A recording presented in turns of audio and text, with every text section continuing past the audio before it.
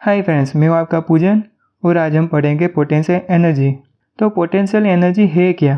तो किसी भी ऑब्जेक्ट की उसकी पोजीशन और उसकी वेट के बेसिस पे या फिर उसकी कॉन्फ़िगरेशन की बेसिस पे जो उसने एनर्जी स्टोर करके रखी है वो उस ऑब्जेक्ट की पोटेंशियल एनर्जी है।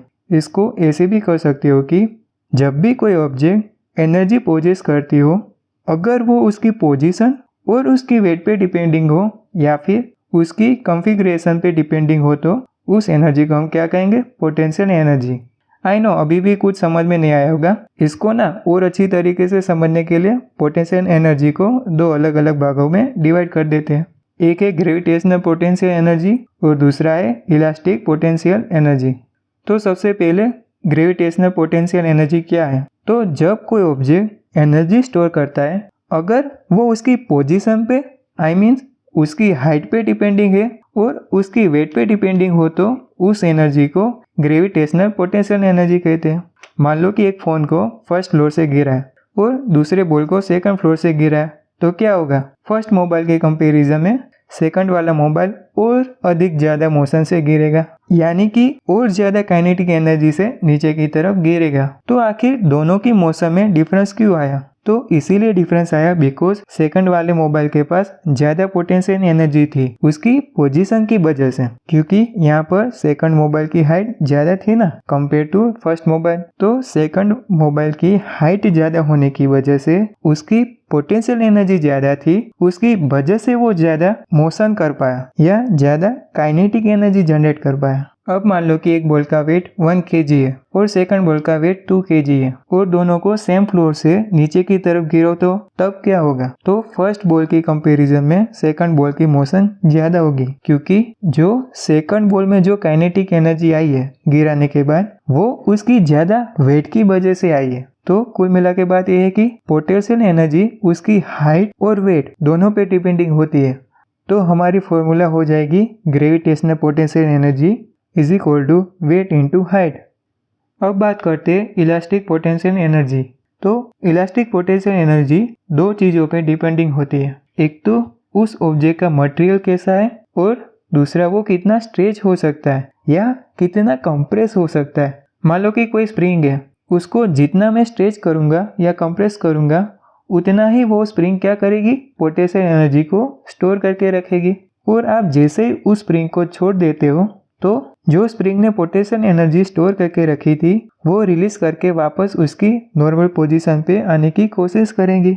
और जब वो नॉर्मल पोजीशन पर आ जाएगी तब उसके अंदर जीरो पोटेंशियल एनर्जी होगी, क्योंकि उसने नॉर्मल पोजीशन में आने के लिए सारी पोटेंशियल एनर्जी यूज कर दी होगी।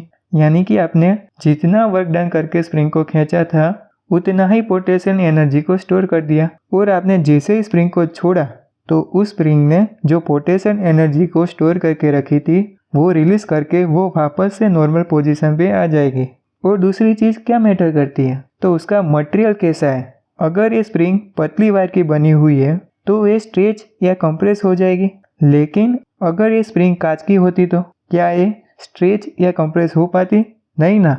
तो किसी भी ऑब्जेक्ट की इलास्टिक पोटेंशियल एनर्जी दो चीज़ों पे डिपेंडिंग होती है। एक तो वो कितना स्ट्रेच या कंप्रेस हो सकता है और दूसरा वो किस मटेरियल का बना हुआ है उस पर डिपेंडिंग होता है। तो हमारी फॉर्मूला हो जाएगी elastic potential energy is equal to half into K square, जहाँ पर के हमारा क्या होगा? स्प्रिंग कांस्टेंट, यानी कि स्प्रिंग किस चीज़ की बनी हुई है, कौन सा मटेरियल से बना हुआ है। तो जैसा स्प्रिंग का मटेरियल उतना स्प्रिंग कांस्टेंट, और स्प्रिंग कांस्टेंट की वैल्यू दुनिया के किसी भी क्वेश्चन पेपर में गिवन होगी ही होगी, तो आपको टेंशन लेने की ज़रूरत नहीं है। ओके।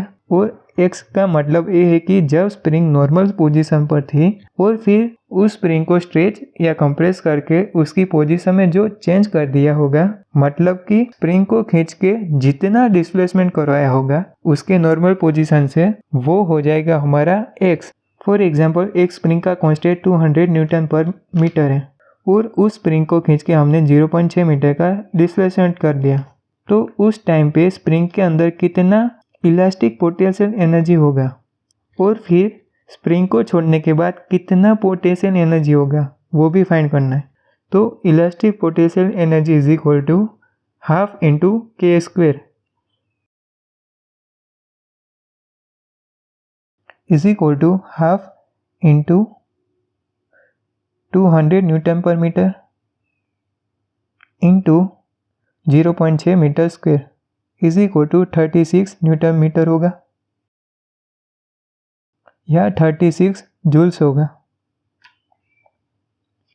तो जब इस स्प्रिंग को हमने स्ट्रेच किया होगा तब उस स्प्रिंग में 36 जूल जितना इलास्टिक पोटेंशियल एनर्जी होगा और फिर स्प्रिंग को छोड़ने के बाद जब वो वापस नॉर्मल पोजीशन पर आएगा तब उसकी डिस्प्लेसमेंट 0 होगी। तो elastic potential energy is equal to half into K square